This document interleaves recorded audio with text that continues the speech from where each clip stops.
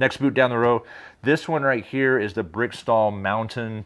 It's a 3-flex. Aaron, tell me why.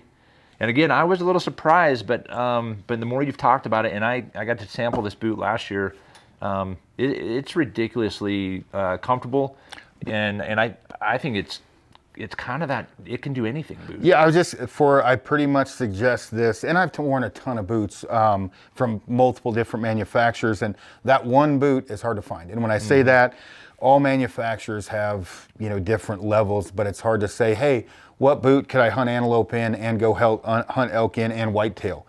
This boot, you can do all of those things in. I wore this yesterday on a day before yesterday on a death march with Anders and Steven, and we went in 8.5 miles, gained about 4,000 feet in elevation, and came back out the next day. I had zero issues with this. We didn't go in with crazy heavy packs. It's extremely waterproof. It has the lace to toe system, so you don't lose your toenails jamming your foot forward, which is huge. I thought this was closer to maybe a 3.5, 4 stiffness. Whatever it is, it's extremely comfortable. And the boot, really, where somebody's wondering what should I get, I would say this is the boot to get. I've said comfort about 4 times already.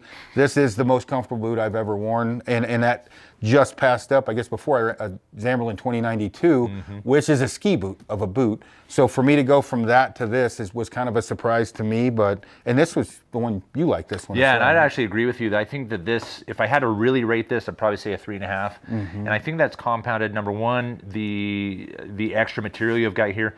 This looks like leather. It's actually it's a nubuck finished on a synthetic material.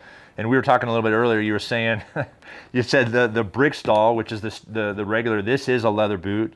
And you said you had some experience with this one shrinking, but this one didn't. Yeah, I actually told Mark this. I was laughing. We went through some horrific weather and negative 40-degree temperatures, and then I lived beside a fire for 4 to 5 hours.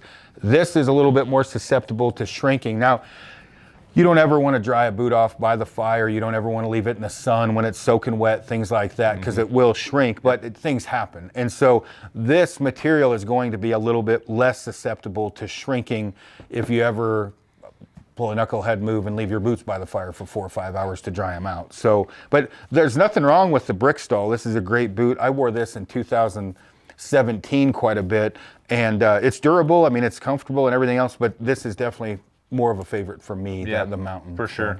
The Mountain, for anyone that might be watching, my go-to do everything boot in the past has been Nevada, and after using this last fall elk hunting, I made the decision that this is now my go-to.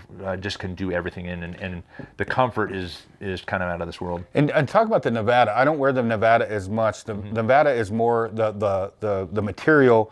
It's very pliable, so it's extremely comfortable. It's a soft leather, yeah. Soft leather, but it can stretch on extreme mountain hunts. When I say stretch, not a ton, but it's a little more flexible.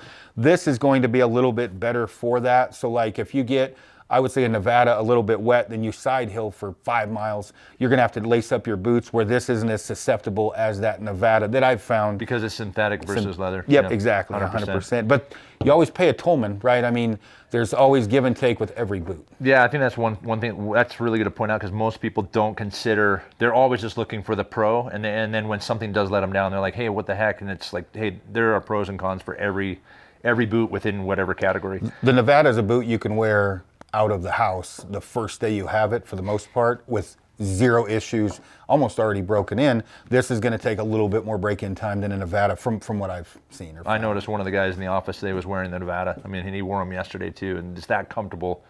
The guy's wearing them every single day.